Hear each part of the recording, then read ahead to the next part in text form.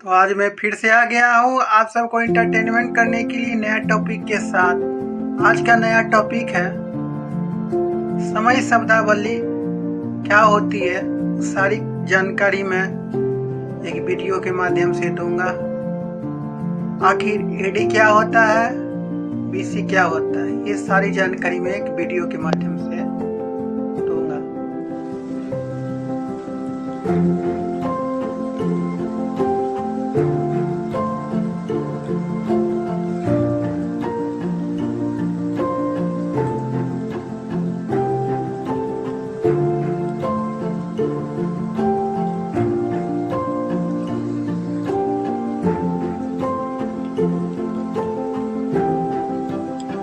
तो आइए, एडी का मतलब क्या होता है। एडी का मतलब होता है ईस्वी, यानी और बढ़ते हुए कर्म। एडी का फुल फॉर्म होता है एमनो डोमिनी के बाद की तिथियां होता है, यानी कि ईसा मसीह के जन्म के बाद, यानी कि जन्म के बाद जो घटना हुई ऐतिहासिक हमारे हिस्ट्री के जो टॉपिक में अगर देखते होंगे शताब्दी के बदले में एडी क्यों लगता है, तो वो बढ़ते यानी कि ईसा मसीह के जन्म के बाद। बीसी का मतलब क्या होता है, घटते कर्म। बीसी का फुल फॉर्म क्या होता है, बिफोर क्राइस्ट, यानी के पूर्व की तिथियां, यानी कि ईसा मसीह के जन्म के पूर्व की तिथियां। ईसा मसीह के जन्म से पहले जो घटना हुई है उसको में बीसी लगता है, और एडी जो है ईसा मसीह के जन्म के बाद जो घटना होती है उसमें लगता है। तो नोट में याद रखिए कि आजकल एडी के स्थान पर सीई का प्रयोग होता है, लेकिन सीई के स्थान पर बीसीई का प्रयोग किया जाता है, क्योंकि संसार के सभी प्रांत में इसका उपयोग कॉमन एरा के रूप में सामान्य हो गया है। मतलब ये जो है कॉमन एरा के रूप में इसका उपयोग किया गया है।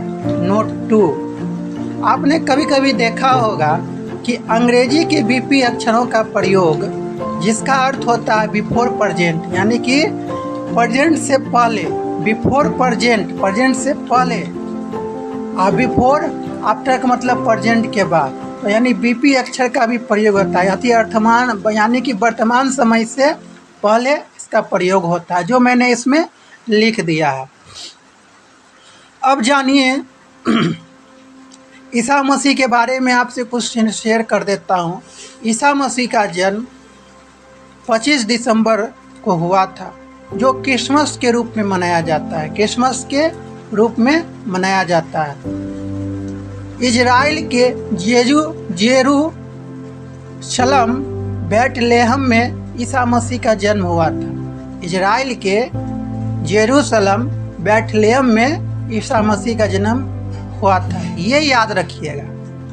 ईसा मसीह के जन्म से ही ईसवी एवं ईसवी पूर्व ईसवी बाद की शुरुआत हुई थी।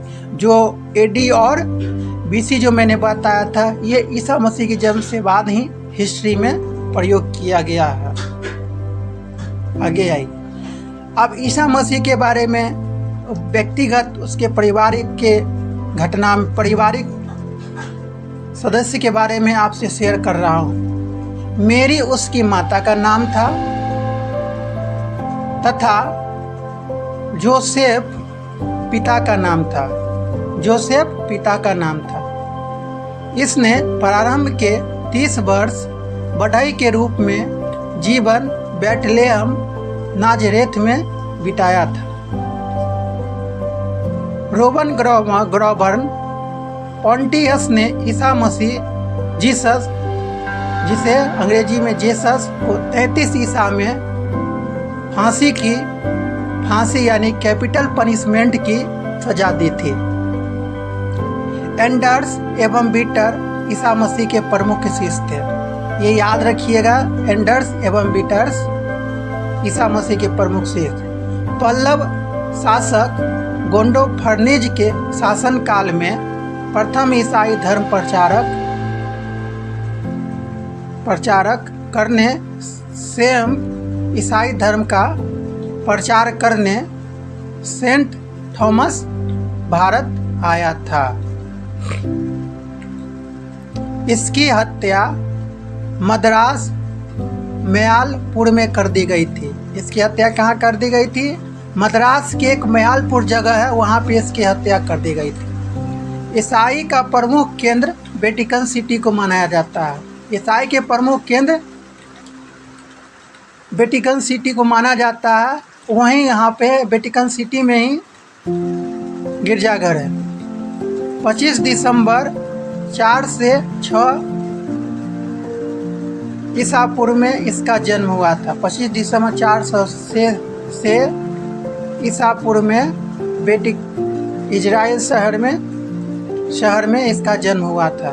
शहर ईसा में हुआ था। नोट, इसी के जन्म के बाद से समय बलि की शुरुआत मानी जाती है और ऐतिहासिक घटनाओं के बारे में एडी और बीसी का प्रयोग किया जाता है। अभी जो हम लोग जो अपने भारत में अभी रह रहे हैं, वर्तमान कैलेंडर के बारे में अब हम आपको बताते हैं। यह कैलेंडर वर्तमान में ग्रेगोरियन कैलेंडर के नाम से जाना जाता है। किस नाम से जाना जाता है? ग्रेगोरियन कैलेंडर के नाम से जाना जाता है और इसे अंतर्राष्ट्रीय कैलेंडर भी कहते हैं। इस कैलेंडर का उपयोग संसार के अधिकांश भागों पर किया जाता है, क्योंकि यह कैलेंडर का नाम ग्रेगोरियन इसलिए पड़ा क्योंकि इस कैलेंडर का उपयोग संसार के सभी प्रांतों पर किया जाता है, इसलिए इसका नाम पड़ा। और जूलियन कैलेंडर को अशुद्धियों को सुधारने के लिए ही ग्रेगोरियन कैलेंडर का प्रयोग किया गया था। अब कैलेंडर की ऐतिहासिक पृष्ठभूमि के बारे में आप जान लीजिए। अब मैं आपको बताता हूँ। सर्वप्रथम कैलेंडर का उपयोग शक संवत 1800 ईसा बाद एडी कुषाण शासक कनिष्क के द्वारा किया गया था तथा विक्रम संवत 57 ईस्वी पूर्व बीसी में उज्जैन शासक विक्रमादित्य के शकों के विजय की उपलब्धि में आरंभ किया गया था। उज्जैन के शासक विक्रमादित्य थे और कुषाण शासक कनिष्क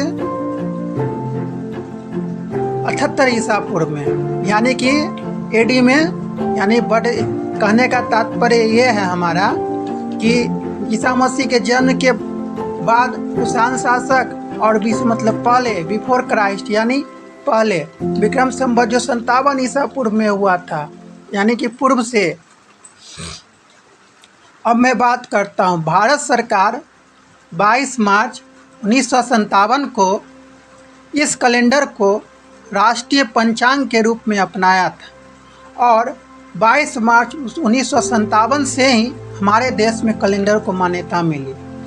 शक संवत ही हिंदू का राष्ट्रीय पंचांग या कैलेंडर है, जिसे 22 मार्च 1957 को अपनाया गया था, क्योंकि हिंदू धर्म के अनुसार साल का पहला महीना चैत, मार्च और अप्रैल, यानी कि 1 अप्रैल को हिंदू नव वर्ष के रूप में भी मनाया जाता है और अंतिम महीना फाल्गुन, फरवरी, मार्च होता है और यह राष्ट्रीय पंचांग भी है और कहलाता है।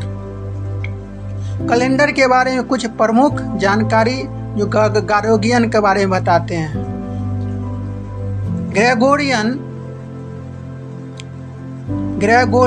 कैलेंडर में एक वर्ष में 365 दिनों का होता है।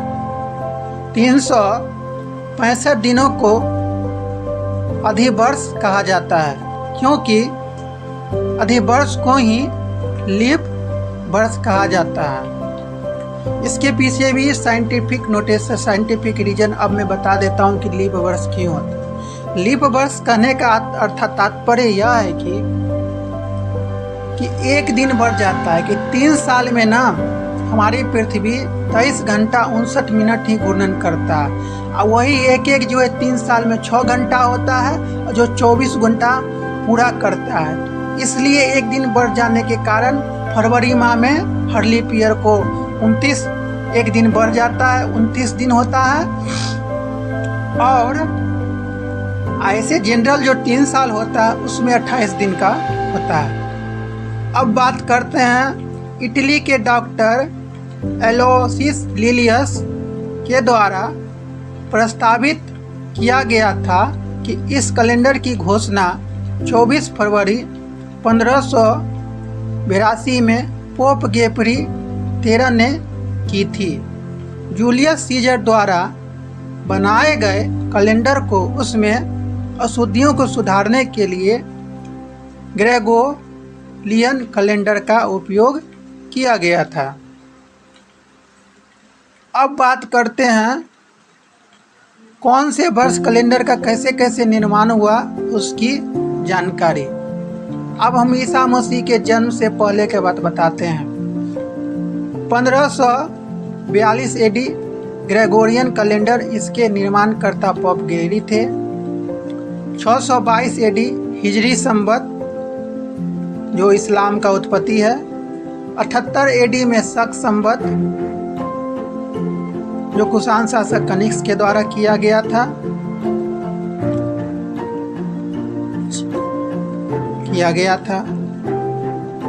अब मैं बात करूंगा बीसी के बारे में। 48 बीसी ईसा मसीह जन्म के पहले यानी 48 बीसी में जूलियल कैलेंडर जूलियस सीजर था। 58 बीसी विक्रम संवत हुआ था जो उज्जैनिक शासक राजा विक्रमादित्य थे। 1527 बीसी यानी ईसाई कैलेंडर का डायोनीसियस एक्सीगुअस। समय निर्धारण करने के लिए कुछ गणितीय अभिक्रियाएं जो कैलेंडर मापने के लिए उस वक्त किया जाता है। हम जानते हैं कि एडी का मतलब एनो डेमिनो, और बीडी का मतलब बिफोर क्राइस्ट यानी बाद, पहले। बीडी मतलब पहले, घटती का मतलब के बाद, के पहले। 78 यानी कि एडी माइनस 78 बराबर बीसी होता है। जैसे अभी हमारा साल 2023 चल रहा है, तो 2023 से 78 को घटाएंगे तो 1945 तक अंतर। तो इस प्रकार उस वक्त ईस्वी को संवत को शक संवत में परिवर्तन किया जाता था। शक संवत माइनस 78 बराबर विक्रम संवत माइनस, यानी कि 2099 में 78 घटाएंगे तो 2021, और 1974 में 64 में 57 जोड़ेंगे तो 2021। इस प्रकार विक्रम संवत को शक संवत में परिवर्तन किया जाता था समय का अनुमान लगाने के लिए। अब हम कुछ समय शब्दावली के बारे में जानकारी देते हैं। अर्धवार्षिक सेमी एनुअल 6 महीने आधा वर्ष की अवधि होती है। वार्षिक एनुअल 1 वर्ष की अवधि होती है। दशक जिसे अंग्रेजी में डिकेड कहते हैं 10 वर्ष की अवधि होती है। क्रिस्टल 15 वर्ष की अवधि होती है। चांदी सिल्वर जुबली जिसे चांदी यानी सिल्वर जुबली के 15 वर्ष की अवधि होती है।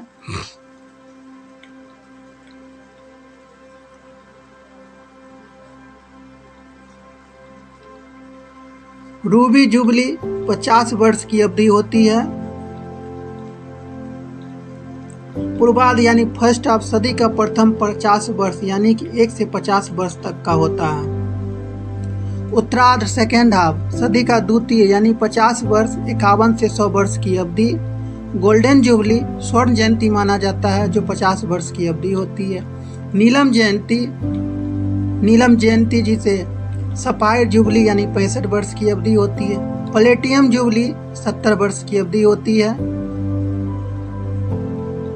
पैलेडियम जुबली जो 80 वर्ष की अवधि होती है। सदी शताब्दी सेंचुरी जो 100 वर्ष की अवधि होती है। सहस्त्राब्दी माइलेनियम जिसे 1000 वर्ष की अवधि कहती हैं। ग्रेट जुबली जो 2000 वर्ष की अवधि होती है। कुछ अन्य शब्दावली: जन्मदिन साधारण मानव का जन्मदिन। जयंती मृत्यु उपरांत मनाए जाने वाले महापुरुषों का जन्म दिवस जैसे महात्मा गांधी जयंती, डॉक्टर भीम राव अम्बेडकर जयंती, महावीर प्रसाद द्विवेदी जयंती, राष्ट्रपिता महात्मा गांधी झंडा तोलन जयंती आदि इस प्रकार से। जन्मोत्सव ईश्वर के अवतारों के जन्म दिवस को कहते हैं, जैसे रामनवमी, कृष्णाष्टमी आदि जैसे फेस्टिवल, दुर्गा पूजा इत्यादि जितने जो फेस्टिवल होते हैं उसे जन्म वो पर्व में होते हैं। लेकिन जन्मोत्सव जैसे भगवान का अवतार, जैसे रामनवमी, कृष्णाष्टमी, महात्मा बुद्ध अवतार, इस तरह से जो महाचैतन्य प्रभु जो महा ईश्वरीय अवतार जो थे उन्हें जन्मोत्सव के रूप में मनाया जाता है। पुण्यतिथि जो होती है वार्षिक तौर पर मनाए जाने वाले दिवंगत या मृत्यु का जो व्यक्ति मर गए उनका जो पुण्यतिथि कहा जाता है। जैसे हमारे घर में जैसे दादा जो हमारे घर में कुछ जो चले जाते हैं उनके लिए प्रमुख संवत शब्दावली तिथि का आरंभ कैसे हुई, अब मैं इसका विशेष डिटेल में बात करूंगा। विषु पूर्व यानी कली संवत जो है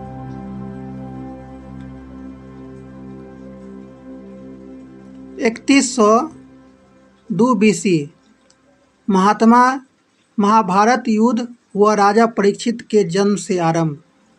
सप्तषि संवत 376 BC, इसे लौकिक संवत भी कहा जाता है क्योंकि यह संवत कली संवत के 25 वर्ष बाद भी प्रचलित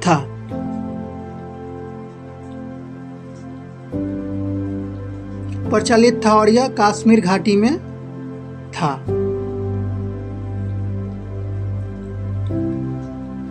बुद्ध संवत 544 BC, यह संवत 544 BC में प्रारंभ हुआ था।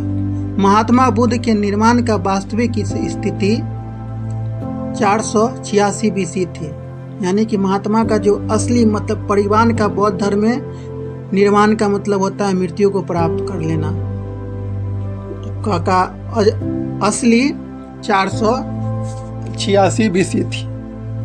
महावीर संवत 427 BC, महावीर स्वामी द्वारा आरंभ। इस संबंध का प्रयोग जनसभा के गणनाओं को संबोधित करने के लिए किया गया था। विक्रम संवत यानी कि 58 BC, विक्रम संवत यानी कि राजा विक्रमादित्य।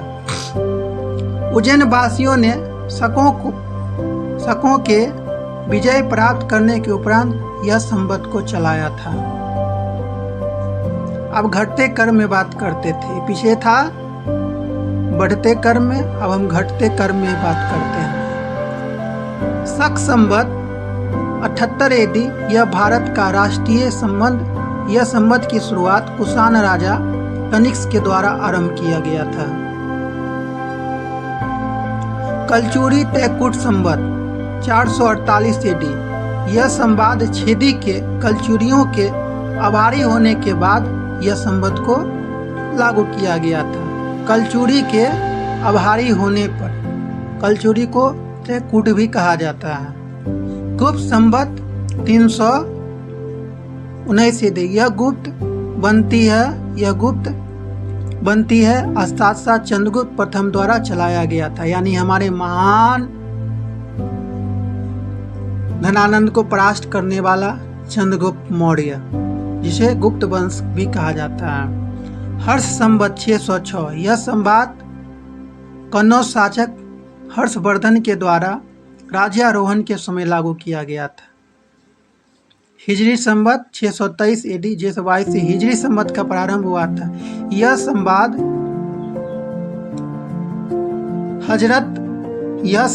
हजरत मोहम्मद पैगंबर को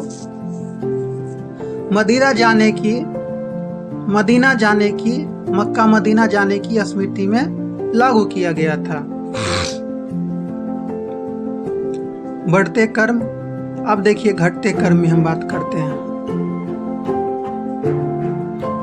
फिर से घटते कर्म में एडी में कोलम संवत 825 AD, यह संवत का आरंभ कल्याणी के चालुक्य विक्रमादित्य IV के द्वारा केरल मारवाड़ी क्षेत्र में प्रारंभ की और इसे चालुक्य विक्रम संवत कहा जाने लगा था। इलाही संवत 1583 AD, यह संवत मुगल सम्राट अकबर के द्वारा प्रारंभ किया गया था। राज शक संवत 1373। यह संवत का आरंभ मराठा शासक छत्रपति शिवाजी के द्वारा राज्यारोहण की उपलब्धि में लागू किया गया था। नोट में याद है कि वर्तमान में अभी यही संवत से हमारी तिथियां का निर्धारण किया जाता है और कैलेंडर भी यही संबंध से हम सभी लोग तिथि और दिवस। तो आज मेरे द्वारा दी गई समय शब्दावली की जानकारी आप सभी को अच्छी लगी होगी, तो लाइक कीजिए, सब्सक्राइब कीजिए और मेरे चैनल को इसी तरह आगे आप लोग बढ़ाइए। आप सबसे के लिए मैं आप सभी के लिए बहुत शुक्रिया करता हूँ, थैंक यू करता हूँ कि आप सब मेरे वीडियो को देख रहे हैं। So all dear friends, thank you very much.